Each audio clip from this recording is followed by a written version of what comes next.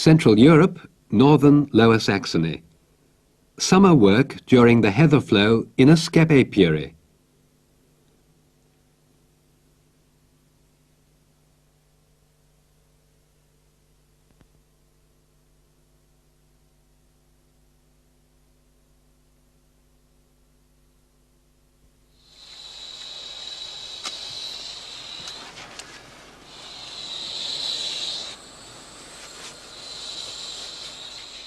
At the beginning of August, the skep apiarists at Klintwort's commercial bee farm in Langenfelde near Sittensen have only a short time to examine the total stock of skeps.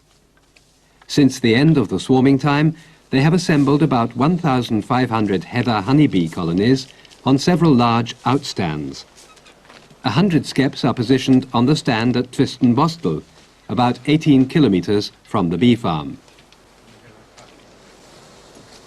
The bees in the newly reared cast colonies and the original stocks have increased in the skeps during the past 6 to 8 weeks and built out their combs. The beekeepers are taking an inventory of the state of their stocks, while at the same time preparing them for the migration to the chief honey flow of the year.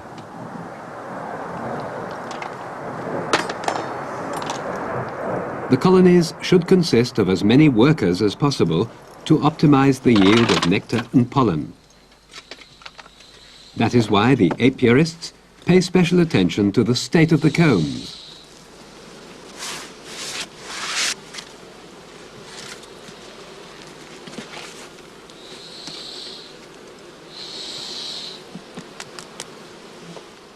Any queen cells laid down in the meantime, and all drone comb sections are removed.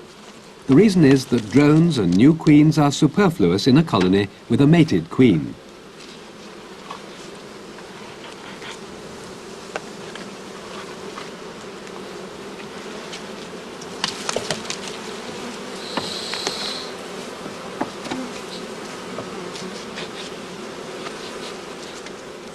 Drone comb is often built up right into the crown of the skep.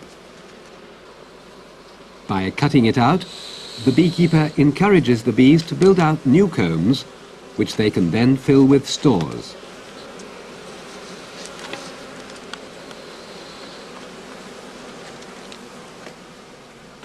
After inspection, the skeps are covered with light cloths which allow air to circulate. They are to be transferred this very evening.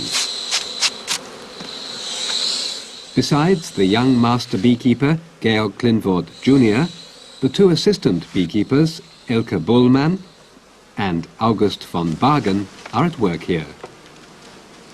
All available staff at the bee farm have to join in this major operation.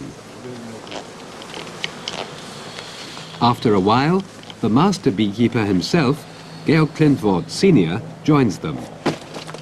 At the time of filming, he was 71 years of age. He started beekeeping with only 70 winter colonies 50 years previously.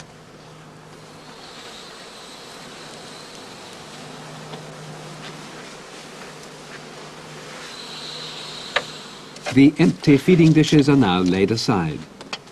The apiarists had encouraged the development of their stocks after the swarming period by feeding them sugar syrup.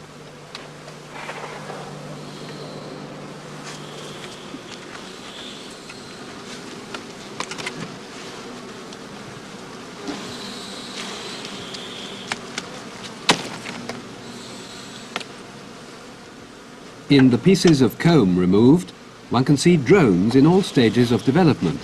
Fully developed drones, just about to emerge from their cells, and larvae.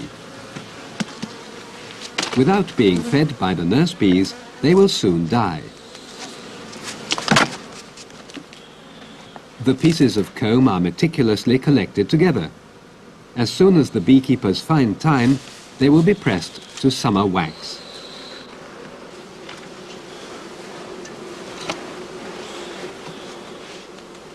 In several skeps, the combs have been built down as far as the feeding dish. Straws, which serve the bees as landing places in it, are also removed.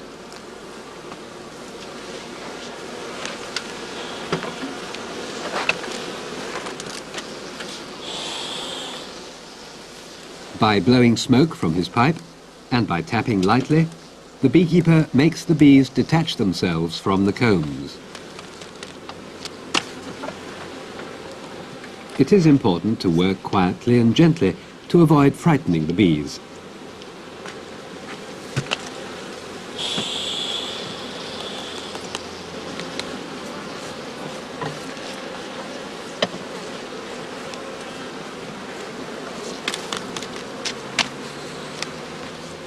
With the narrow blade of his long-handled skep knife, or with the hook at the other end, the beekeeper can work deep inside the skep and fetch out the smallest pieces without damaging the adjacent comb surfaces.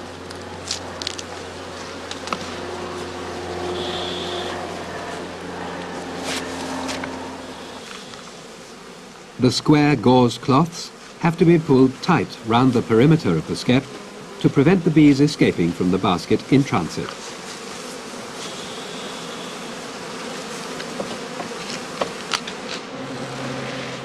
Occasionally, the beekeeper comes across weak colonies like this one that have not built out their combs beyond the first pair of spiles. As it is not worthwhile taking a stock like this to the header, he leaves the skep open. In addition, he marks it with a twig or with a wooden sticker.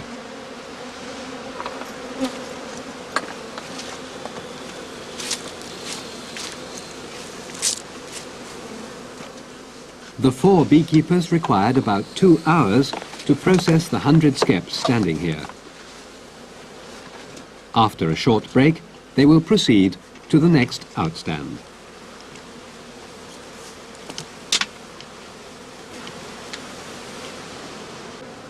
The entrances remain open right up to the moment of dispatch to allow the bees unobstructed entry and exit during the day.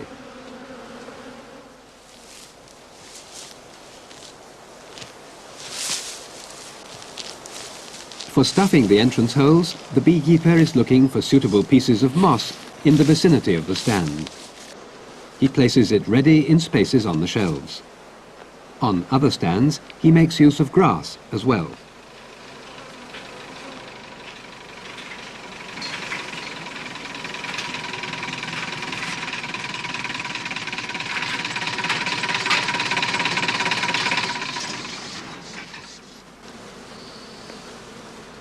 Immediately before transport, the entrances are sealed tight after the bees have been driven back into the skeps by smoking.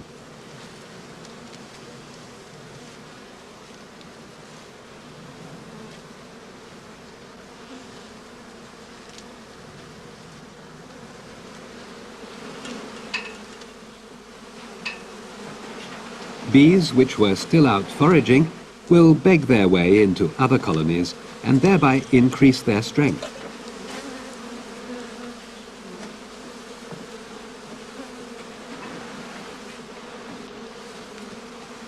The skeps are stacked close together on their sides in staggered formation. Sudden movements and rolling from side to side have to be avoided so that the bees do not panic and the basket work of the skeps is not damaged. As the comb sections are arranged vertically, jolts during transport can be quite well absorbed.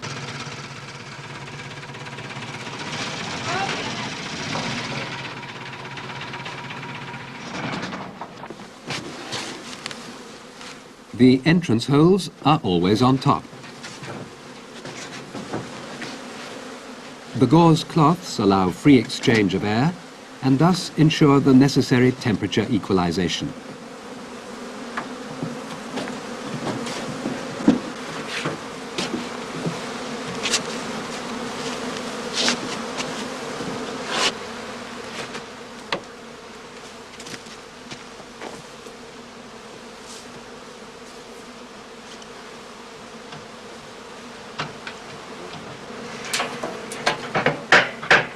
The small number of skeps left on the outstands will be collected up to enable the beekeepers to look after them more easily on one stand.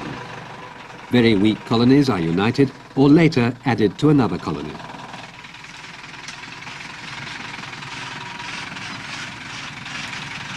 The destination of the summer migration is the Lunenburg Heath, because this is one of the only areas where large expanses of heather have survived.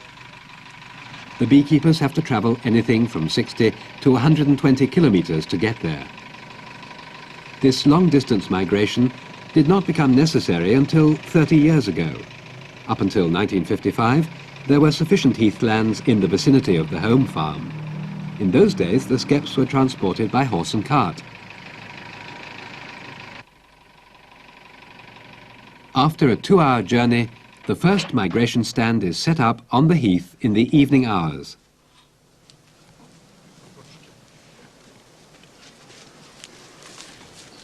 The heather stands are vital to the skep apiarist. All his efforts so far this year have been directed at getting the bees to harvest heather honey. All the foraging, the feeding to tide over gaps in nectar flow, and all the other beekeeping measures have served to increase the number of colonies and to promote their development up to the heather flowering time.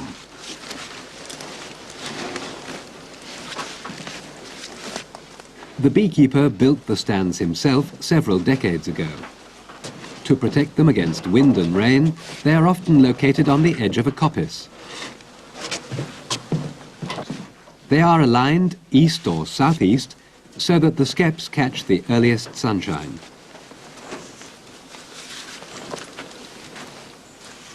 Anything between 50 and 100 skeps can be accommodated on one heather outstand. This far excels the capacity of the small migration stands used in the orchards of the Altersland.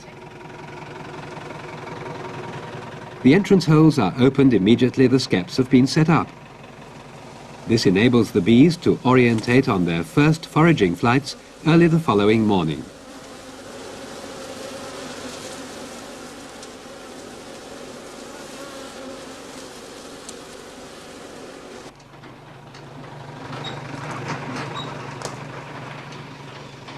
A second heather outstand is filled with the skeps loaded near Twistenbostel. Both stands are situated in the southern part of the Lunenburg Heath near Meinholz.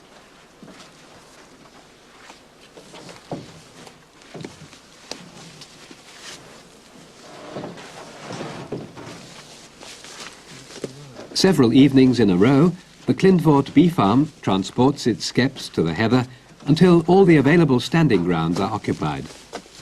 Most of them lie in an area reserved for military training. The experienced migratory beekeeper times the migration in accordance with the heather nectar flow. He does not set up his colonies on the heath until the heather starts flowering. This usually occurs by the 10th of August.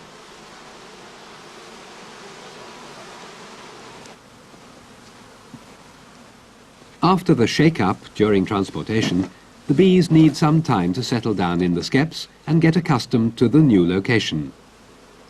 When the master beekeeper visits his stands the following day, he takes care to protect himself very well at first. There must not be a single gap between veil and jacket.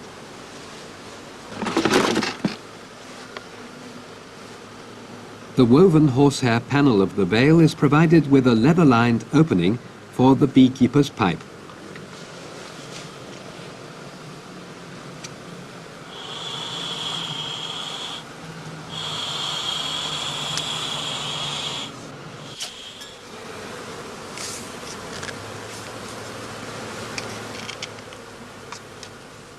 Up until the time when the heather is in full blossom and nectar flow, the bees need feeding to tide them over the gap.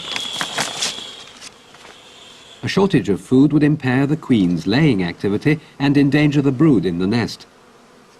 And as one has to reckon with substantial bee losses in the heather anyway, lack of food would considerably weaken the stocks.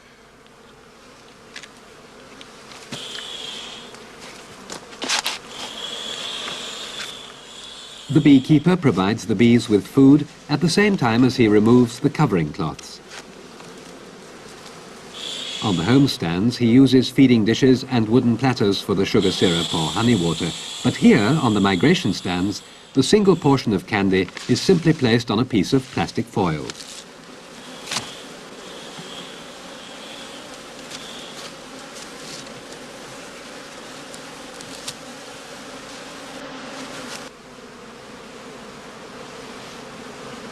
On a hot August day like this, the beekeeper cannot hold out long under his veil. He takes advantage of the opportunity to stuff his pipe again. Dried tansy leaves are used for this purpose. Each colony receives a portion of about 2 pounds of sugar candy. This bee food takes some time for the bees to assimilate, so they have provisions for several days without a surplus of food occurring, which the bees would put away in their combs.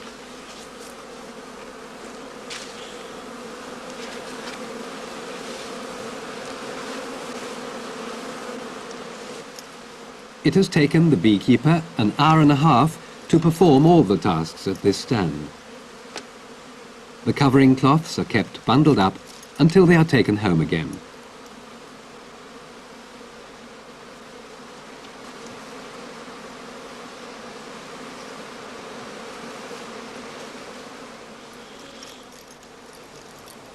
A fortnight later, in the second half of August, the heather is in full bloom. In good weather, the bees now find plenty of pollen and nectar in the blossoms of Calluna vulgaris, the heather.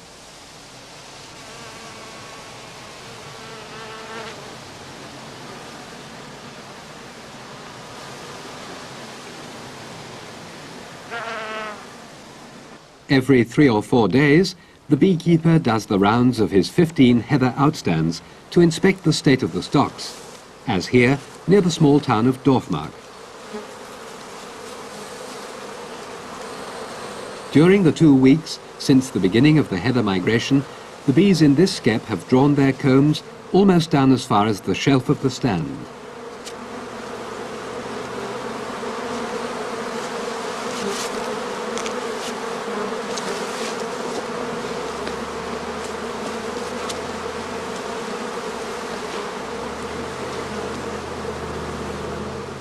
In sampling the skeps, the beekeeper is keen to see whether the bees are already storing honey.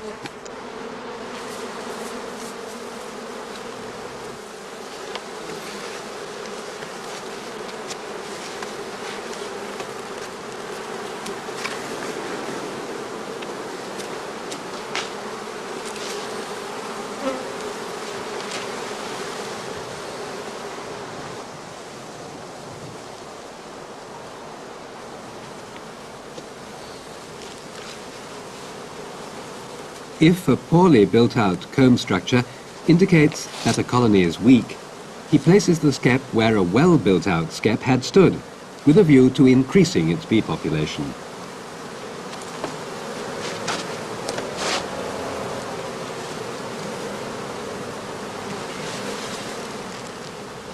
The weaker colony is strengthened by the foragers of the previous strong stock returning to their accustomed location.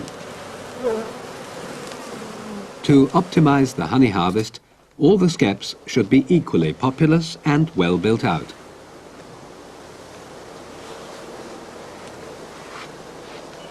The most favorable arrangement is for the migration stands to be in the center of the best foraging area and not too close together. The fact is that large, continuous areas of heather, like this one on the Raarberg slopes, are becoming less and less common in the Lüneburg heath these days. Grasses and birch trees are proliferating since sheep grazing has been on the decline. Especially in the military training areas, which occupy a major part of the heath, woodlands are gradually taking over.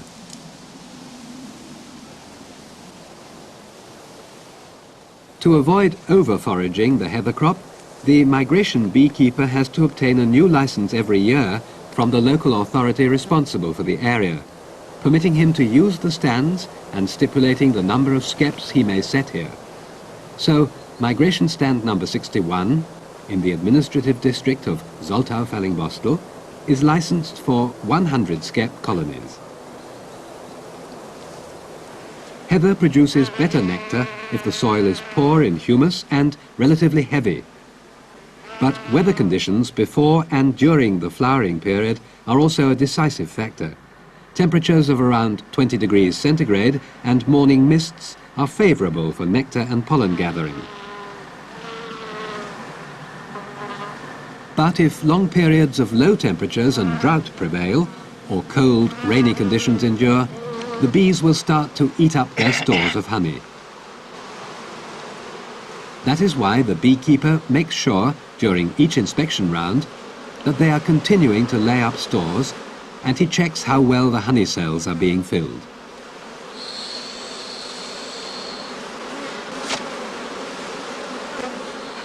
The skeps have been standing in the heather for 3.5 weeks now. If favourable conditions endure, the beekeeper will let his bees work for him for a further week, before taking the stocks back to the bee farm around the 15th of September.